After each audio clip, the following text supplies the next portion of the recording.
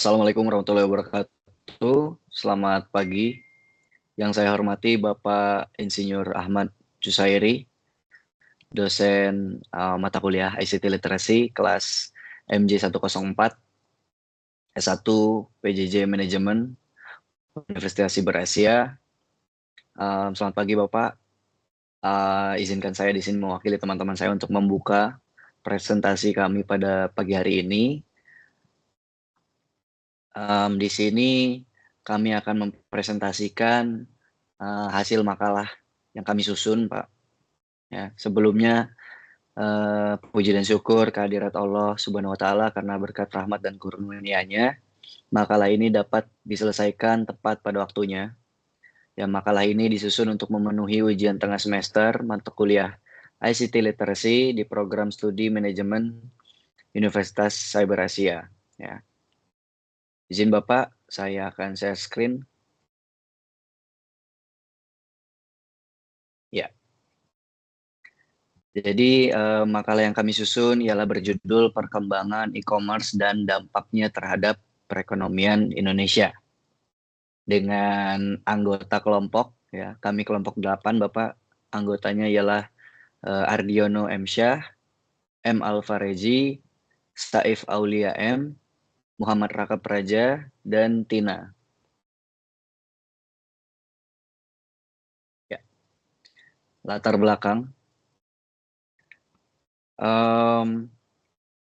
Perkembangan teknologi informasi dan komunikasi dalam satu dekade terakhir telah membawa perubahan signifikan bagi perekonomian Indonesia. Ketersediaan internet yang semakin luas, peningkatan penetrasi smartphone, serta kemunculan berbagai platform digital telah menciptakan peluang ekonomi baru. Salah satu sektor yang mengalami pertumbuhan paling pesat ialah e-commerce atau perdagangan elektronik yang memungkinkan proses jual beli barang dan jasa dilakukan secara digital. Nah, dalam rentang waktu 2014 hingga 2024, Indonesia mengalami transformasi besar dalam pola konsumsi masyarakat. Berdasarkan data Asosiasi Penyelenggara Jasa Internet Indonesia atau disingkat APJII, jumlah pengguna internet meningkat dari sekitar 88 juta pada tahun 2014 menjadi sekitar 221 juta pada tahun 2023. Nah, pertumbuhan ini menempatkan Indonesia sebagai salah satu negara dengan jumlah pengguna internet terbesar di dunia. Dengan populasi yang sangat besar, Indonesia menjadi pasar e-commerce terbesar di Asia Tenggara. Selanjutnya, Bank Indonesia mencatat bahwa nilai transaksi e-commerce meningkat secara konsisten setiap tahun. Pada tahun 2014, nilai transaksi e-commerce diperkirakan berada pada kisaran 25 triliun rupiah. Dalam kurun waktu 10 tahun pada tahun 2022, angka tersebut melonjak menjadi lebih dari 476 triliun rupiah. Selanjutnya, pandemi COVID-19 itu menjadi salah satu faktor yang mempercepat transisi masyarakat ke aktivitas belanja online. Pembatasan aktivitas fisik pada tahun 2020 hingga 2022 membuat masyarakat memanfaatkan platform digital untuk memenuhi kebutuhan sehari-hari. Hal ini menyebabkan lonjakan transaksi pada platform marketplace seperti Shopee, Tokopedia, dan Lazada maupun e-commerce sejenis lainnya. Nah, perilaku belanja online yang terbentuk selama pandemi kemudian berlanjut hingga saat ini menjadikan e-commerce bagian penting dari kehidupan sehari-hari masyarakat Indonesia. Ya, selanjutnya e-commerce membuka peluang bagi UMKM untuk menjangkau pasar yang lebih luas. Dengan masuknya UMKM ke ekosistem perdagangan digital, akses pasar menjadi lebih luas, tidak terbatas oleh lokasi dan dapat menjangkau konsumen nasional hingga internasional. Nah, di sini kami mencatat bahwa nilai transaksi meningkat signifikan, pembayaran digital, QRIS, e-wallet ya mulai banyak diimplementasikan sehingga memudahkan transaksi serta transformasi digital menjadi prioritas nasional. Selanjutnya akan dipresentasikan oleh rekan saya.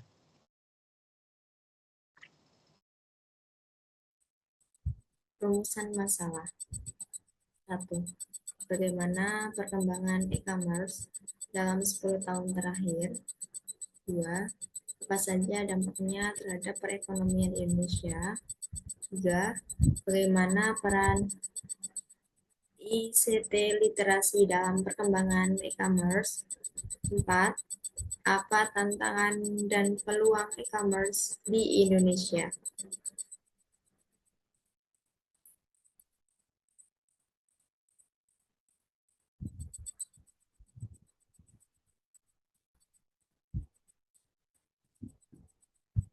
Tujuan penelitian. 1. Menjelaskan tren perkembangan e-commerce 2014 sampai 2024. 2. Menganalisis dampak ekonomi, sosial, dan digital. 3. Mengidentifikasi peran literasi digital. Yang keempat, menjabarkan tantangan dan peluang di masa mendatang. Untuk pengertian e-commerce, e-commerce adalah aktivitas jual beli barang atau jasa melalui internet. 1. Melibatkan proses digital, pemasaran,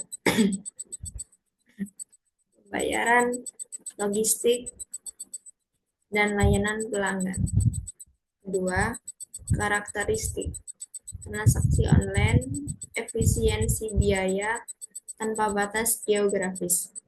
Yang terakhir, didukung oleh perkembangan pembayaran digital dan pengiriman cepat.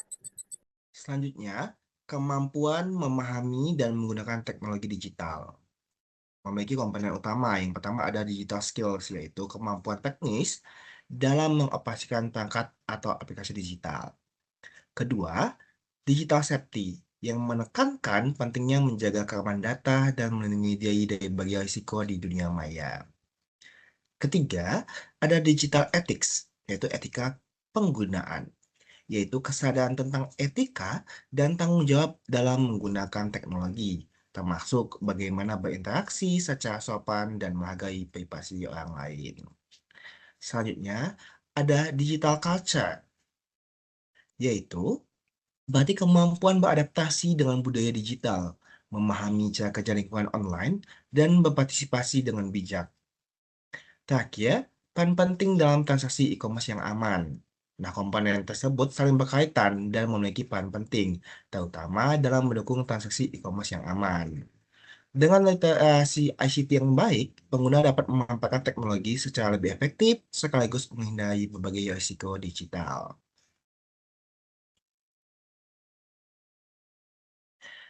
Ekonomi digital, ekonomi berbasis teknologi, data, dan internet, yang saat ini menjadi salah satu pendorong utama pertumbuhan ekonomi di Indonesia.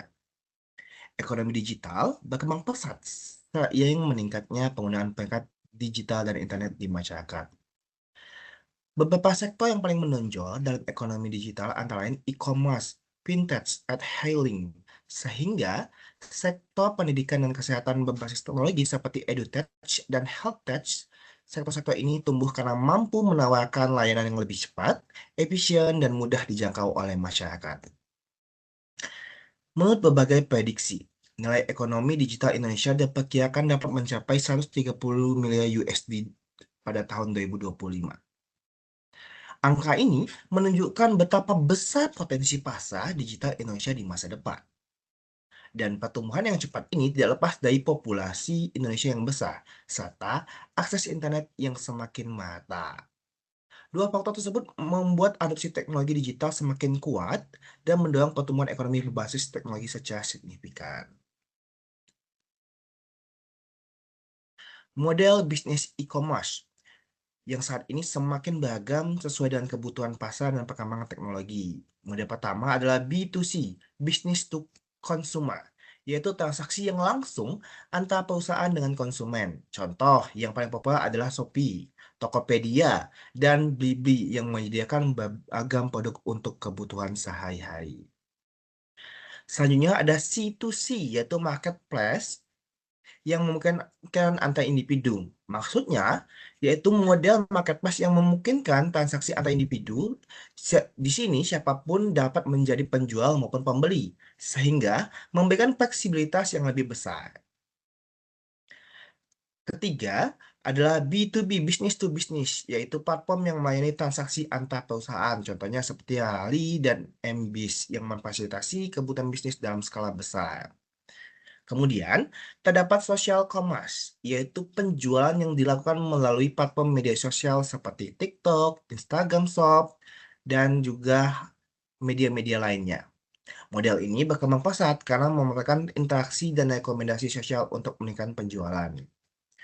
Ada juga on-demand service seperti Gojek dan Grab yang menawarkan layanan berdasarkan permintaan pengguna secara real-time, mulai dari transportasi hingga pengantaran makanan. Terakhir, ada model subscription based, yaitu layanan berbasis langganan seperti streaming dan software, di mana pengguna membayar biaya berkala untuk menikmati layanan secara terus-menerus. Secara keseluruhan, berbagai model ini memperlihatkan bagaimana e-commerce menjadi semakin luas dan inovatif dalam memenuhi kebutuhan masyarakat. Selanjutnya, perkembangan e-commerce bagian 1. Perkembangan e-commerce dalam beberapa tahun terakhir, salah satu faktor utama yang mendorong pertumbuhan ini adalah peningkatan jumlah pengguna internet yang naik hingga 150% dalam satu dekade. Semakin banyak orang tahu menggunakan internet, semakin besar pula potensi transaksi digital yang terjadi. Selain itu, marketplace kini telah berubah menjadi pusat berbagai aktivitas jual beli. Banyak konsumen memilih belanja online karena lebih praktis, cepat, dan menawarkan lebih banyak pilihan dibanding toko fisik. Perkembangan e-commerce juga didorong oleh strategi pemasaran seperti promo besar, misalnya 11.11 dan 12.12 pada bulan ini ya, bulan Desember, yang terbukti mampu menarik perhatian konsumen. Promo ini tidak hanya meningkatkan jumlah transaksi, tetapi juga menciptakan kebiasaan belanja digital pada masyarakat. Terakhir, pertumbuhan e-commerce diperkuat oleh meningkatnya investasi dalam berbagai startup digital. Investor melihat potensi besar di sektor ini, sehingga semakin banyak model yang mengalir untuk mendukung inovasi dan perluasan layanan digital. Secara keseluruhan, kombinasi antara peningkatan akses internet, perubahan perilaku konsumen, dan strategi promosi serta dukungan investasi menjadikan e-commerce berkembang sangat pesat. Baik, Bapak Ibu sekalian, melanjutkan paparan tugas sebelumnya. Jadi di paparan kali ini membicarakan terkait perkembangan e-commerce. Dalam satu dekade terakhir, landscape perdagangan digital Indonesia mengalami transformasi besar dengan munculnya sejumlah marketplace yang bersaing menjadi pemain utama. Shopee, Bapak Ibu pasti udah tahu semua ya, tampil sebagai pemimpin sejak 2019. Shopee ini ditandai dengan dominasi jumlah transaksi dan pengunjung berkat strategi promosi yang agresif. Kemudian antarmuka serta penetrasi yang kuat di segmen pengguna muda. Sebelum era tersebut, Tokopedia merupakan marketplace dengan posisi terdepan. Meskipun kini berada di peringkat kedua, Tokopedia tetap mempertahankan stabilitas melalui ekosistem layanan yang luas serta integrasi pasca merger dengan Gojek. Sementara itu, Bapak Ibu sekalian, Bukalapak yang sebelumnya pernah tenar mengalami pergeseran strategi signifikan. Dari persaingan langsung di pasar e-commerce umum, Bukalapak memilih fokus pada segmen UMKM melalui model mitra Bukalapak yang menghubungkan warung-warung tradisional dengan ekosistem digital, menjadikannya pemain penting dalam digitalisasi ekonomi kerakyatan. Kemudian ada Lazada. Dengan dukungan infrastruktur, teknologi, dan logistik dari Alibaba, tetap mempertahankan eksistensi sebagai pemain besar yang kuat pada kategori produk tertentu dan kampanye internasional. Kemudian di sisi lain ada Bibli. Bibli ini menunjukkan penguatan yang konsisten, khususnya di segmen elektronik, lifestyle premium, dan official store yang menekankan keaslian produk dan pengalaman belanja yang lebih terkurasi. Kehadiran berbagai pemain ini menciptakan dinamika kompetisi yang sehat dan mendorong inovasi berkelanjutan. Dalam perjalanannya, marketplace tidak hanya mengubah pola konsumsi masyarakat, tetapi juga menjadi pendorong penting bagi pertumbuhan ekonomi digital Indonesia secara keseluruhan.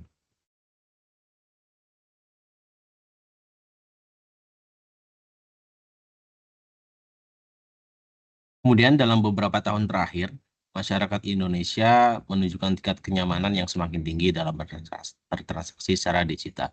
Kemudahan proses belanja, kecepatan layanan pengiriman, serta beragam promo menarik dari berbagai platform e-commerce membuat belanja online menjadi pilihan utama bagi banyak orang. Perubahan ini semakin terasa setelah pandemi COVID-19, ketika mobilitas masyarakat terbatas dan kebutuhan akan layanan digital meningkat secara drastis. Pasca pandemi, pola konsumsi digital mengalami pergeseran signifikan. Kategori kebutuhan rumah tangga menjadi salah satu yang paling sering dibeli secara online.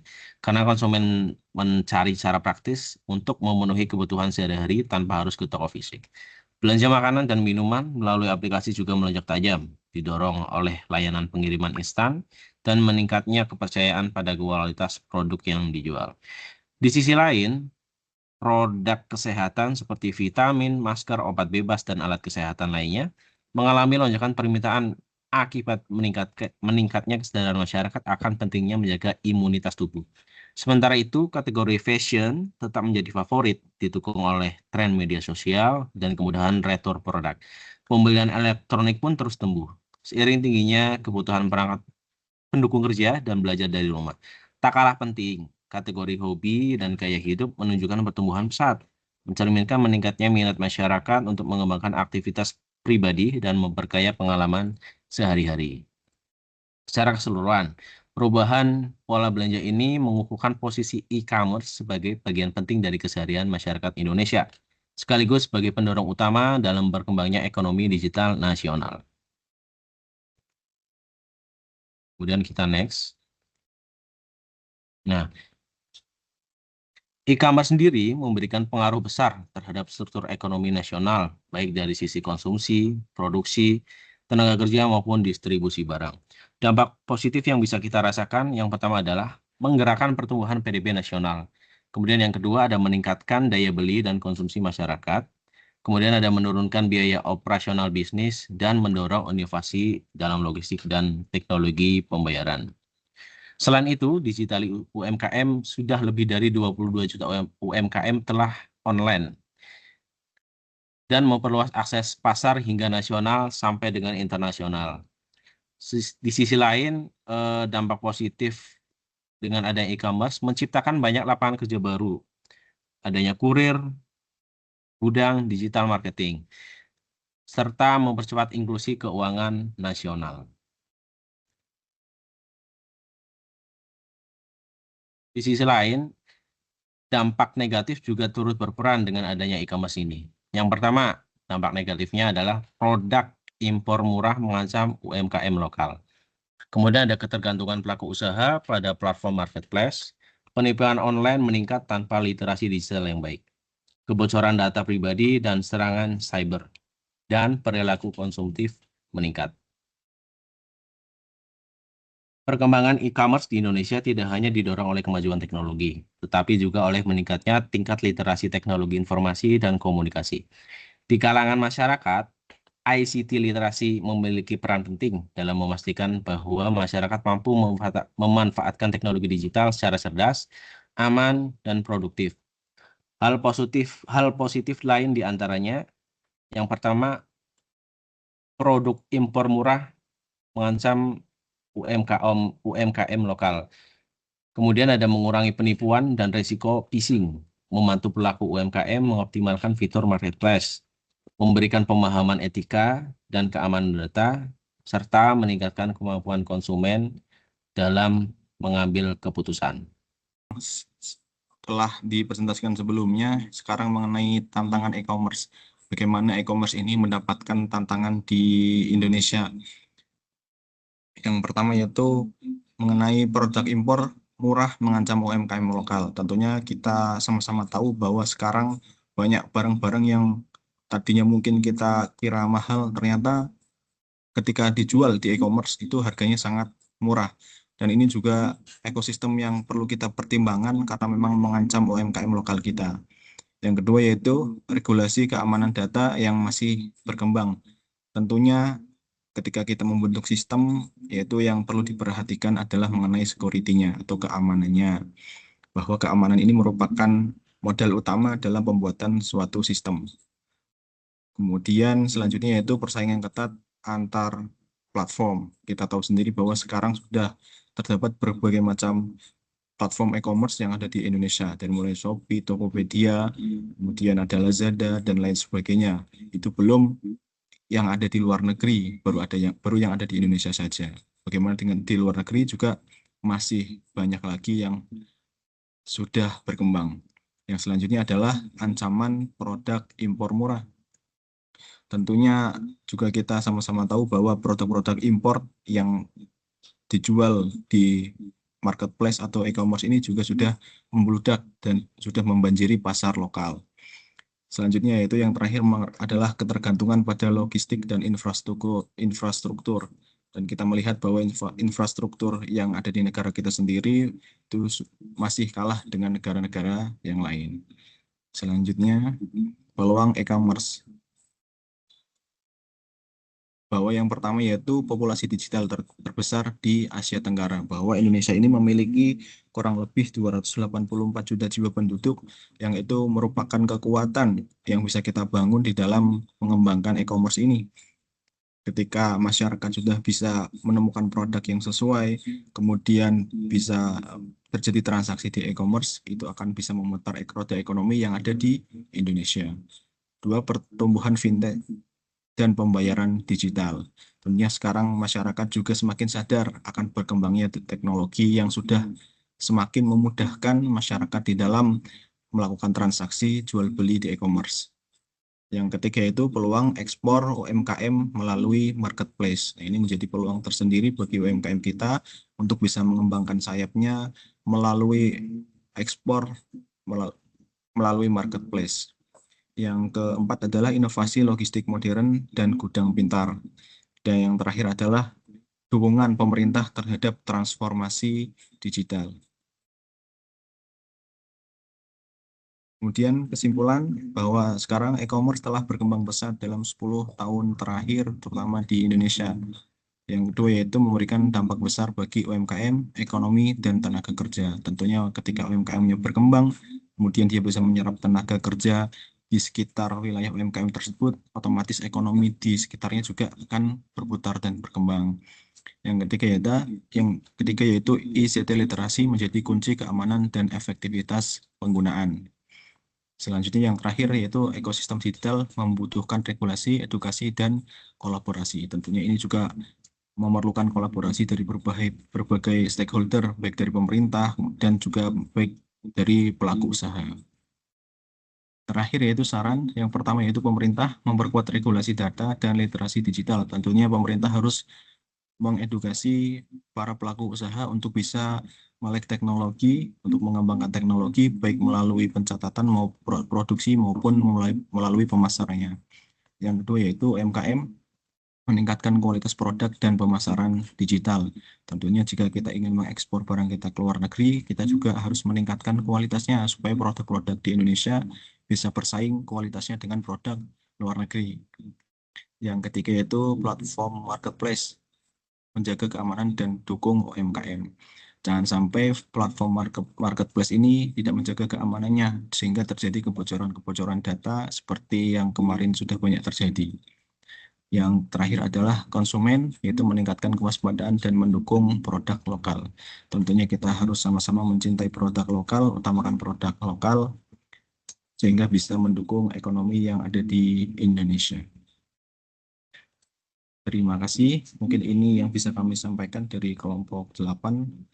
Apabila ada salah-salah kata, kami mohon maaf yang sebesar-besarnya. Saya akhiri. Wassalamualaikum warahmatullahi wabarakatuh.